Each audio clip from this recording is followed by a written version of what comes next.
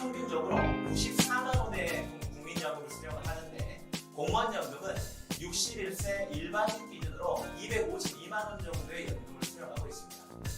연금액 차이가 꽤 나죠. 그런데 공무원들이 연금을 많이 받는 이유가 뭘까요? 연금 마련을 위해서 월 얼마를 저축해야 할까요? 너무나 많은 금액을 저축하자니 집도 사야 되고 아이도 키워야 되고 부담스럽고요. 그렇다고 노후자금 준비하지 않자니 내 먼 미래에 정말 가난하게 살지 않을까 이런 두려움이 있습니다. 그래서 우리는 좀 합리적으로 과연 연금 마련을 위해서 월 얼마를 저축해야 되는지 한번 계산을 해보도록 하죠. 기본적으로 소득 기간에 따른 은퇴 설계는 다음과 같은 포인트들이 있습니다. 일단 소득 활동기의 자산관리 은퇴 설계는요, 매월 고정적인 저축을 꾸준하게 할 수 있느냐 이런 부분들이 포인트가 될 수 있을 것 같고요. 그리고 최근은 은퇴 설계를 3기로 나눠서 1차 퇴직부터 공적연금 수령기까지 은퇴 1기간, 그리고 공적연금을 수령하는 은퇴 2기간, 그리고 부부 기준으로 봤을 때 한 명 배우자가 사망한 다음에 생존 배우자가 살아가는 은퇴 시기가 은퇴 3기간입니다. 그렇다면 과연 소득 활동기에는 내 소득의 몇 % 정도를 연금 마련에 투자하는 것이 좋을까요? 현재 공적연금의 월 수령액을 한번 비교해 보겠습니다. 20년 정도 국민연금에 가입한 사람들은요, 평균적으로 94만 원의 국민연금을 수령을 하는데 공무원연금은 61세 일반직 기준으로 252만 원 정도의 연금을 수령하고 있습니다. 연금액 차이가 꽤 나죠. 그래서 이런 데이터만 보게 되면 국민연금에 가입되어 있는 사람들이 불만을 갖게 됩니다. 아니 공무원들 너무 연금 많이 받는 거 아니야? 이렇게 생각할 수 있죠. 그런데 공무원들이 연금을 많이 받는 이유가 뭘까요? 평소에 많은 기여금을 내기 때문에 그렇습니다. 어떻게 보면 논리적으로 좀 단순한데요. 우리가 뭐 국민연금이든 공무원연금이든 실제 연금보험료, 즉 기여금 같은 경우는 사실 이런 식으로 책정이 됩니다. 공적연금의 연금보험료는요, 가입자의 기준소득 월액 곱하기 연금보험료율 이렇게 책정이 됩니다. 그러면 가입자의 기준소득 월액이 높거나 연금 요율이 높은 사람이 평소에 많은 연금보험료를 내서 나중에 많은 연금을 받겠죠. 국민연금 대상자들은요, 기준소득 월액이 미니멈 37만 원에서 맥시멈 590만 원입니다. 내가 아무리 돈을 많이 벌더라도 기준소득 월액이 590만 원으로 책정이 되고요. 그리고 보험료율은 9%입니다. 그럼 일반적으로 직장 다니는 사람들은 나 4.5% 내가 내는 거고 4.5%는 회사가 지원해주는 돈이 되겠죠. 그러면 국민연금 대상자들 중에서 2023년 7월 1일부터 2024년 6월 30일 기준으로 봤을 때 가장 연금보험료를 많이 내는 사람이 얼마 내느냐, 590만 원 곱하기 9%, 한 달에 53만 원 정도의 보험료를 내게 됩니다. 그런데 공무원연금 대상자들은요, 기준소득 월액 평균이 544만 원이에요.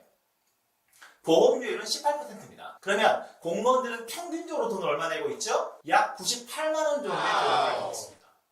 국민연금 맥시멈 가입자가 약 한 달에 53만 원의 보험료를 내고 있는데 공무원들은 평균적으로 거의 2배인 98만 원 정도의 보험료를 내고 있다. 이런 것들이 쌓여가서 장기간 이제 투자가 되다 보니까 기본적으로 연금액이 벌어지게 되는 것이죠. 제가 이제 몇 년 전에 부산에 계시는 선생님이랑 상담을 했던 적이 있습니다. 근데 이분이 이제 29년 차 임용된 지 그런 선생님이셨는데 저랑 상담할 때 자꾸 이런 얘기 하시는 거예요. 교수님 저 너무 서운합니다. 그러세요. 뭐가 서운하십니까? 라고 여쭤보니까 그리고 제가 그 선생님 탈 거의 30년 했는데 월급이 너무 작아요. 330만 원밖에 안 됩니다. 그러시는 겁니다. 그래서 아니 그럴 리가 없다. 제가 그래도 선생님들 많이 만나뵀는데 그거보다 많이 받으시더라. 자기 말이 맞다는 겁니다. 그렇다면 한번 급여 명세서를 볼까요? 하고 이제 급여 명세서를 봤는데요. 급여 총액은 577만 원이셨고요. 세금이 88만 원 정도 나가고 계시더라고요. 그리고 건강보험료하고 장교양보험료 나가는 것이 합하니까 25만 원 정도가 공제되고 있었습니다. 그래서 급여에서 이런 공제금액을 떼면 통장에 470만 원 정도가 찍혀 있어야 되는데 그런데 또 뭐가 빠져나가고 있었냐? 교원 공제로 60만 원 정도가 빠져나가고 있었습니다. 이게 뭐죠? 공제 저축하고 있는 돈이죠. 그리고 이분은 사학연금 대상자인데 자기가 내는 사학연금 보험료가 57만 5천 원이었습니다. 그러니까 이 선생님께서는요, 본인이 월급이 적다라고 생각하고 계시지만 알고 보니까 본인의 미래의 노후자금을 위해서 얼마를 저축하고 있었던 거죠? 공제 60만 원에 공적연금 보험료 57만 5천 원, 거의 120만 원에 해당되는 돈을 장기간 불입하다 보니까 나중에 그만한 연금, 그만한 일시금을 받아가게 되는 겁니다. 그래서 강조드렸던 것처럼 매월 꾸준하게 나의 노후 자금을 위해서 장기 투자할 수 있냐, 이게 정말 중요하죠. 그런데 도대체 몇 퍼센트를 저축해야 되냐 이거죠. 사실은 이런 표를 보게 되면 국민연금 대상자들 중에서는요, 좀 억울하게 느껴지시는 분이 계실 수도 있습니다. 아니, 공무원들은 보험료율이 18%니까 본인이 9% 내고 나라에서 9%를 지원해 주는지 않냐. 그런데 국민연금 대상자들은 실질적으로 우리가 4.5% 내고 회사가 4.5% 지원해 주니까 너무 작은 게 아니냐, 이렇게 생각하실 수 있어요. 그런데 어떻습니까? 국민연금 일반 직장인들은요, 회사에서 퇴직연금을 지원해주죠. 급여의 12분의 1 이상을 지원해주기 때문에요. 퇴직연금으로 회사가 지원해주는 것이 8.3% 이상입니다. 자, 그러니까 일반 직장인들은 국민연금 9%에 퇴직연금 8.3%, 이 두 개를 합하게 되면 공무원연금의 요율과 유사해지죠. 그러면 일반 직장인들이 만약에 퇴직연금을 온전히 본인의 노후자금으로만 쓸 수 있다면 기본적으로 공무원연금의 효과가 나야 됩니다.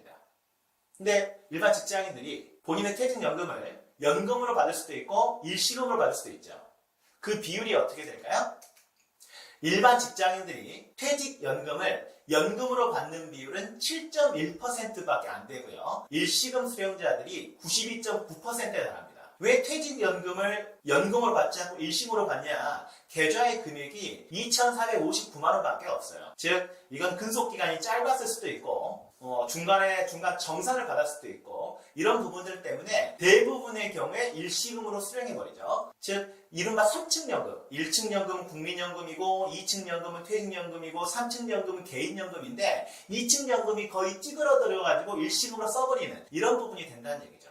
따라서 기본적으로 국민연금과 퇴직연금이 합한 금액이 직역연금에 해당되는 금액인데, 퇴직연금은 어떨 가능성이 높다? 중간에 찾아 써버리거나 아니면 퇴직 이후에 이 돈을 찾아서 자녀의 결혼자금이라든가 본인 사업자금이라든가 다른 용도로 쓸 가능성이 높기 때문에 이 퇴직연금은 없는 거라고 생각하자. 그러면 직역연금과 국민연금의 차이가 몇 퍼센트죠? 9% 정도 차이가 나죠. 그래서 러프하게 소득의 10% 정도는 개인연금으로 꾸준하게 불입하는 것이 나의 안정적인 은퇴 생활에 있어서 매우 중요하다. 이렇게 좀 생각해 보시면 되겠습니다. 정리하겠습니다.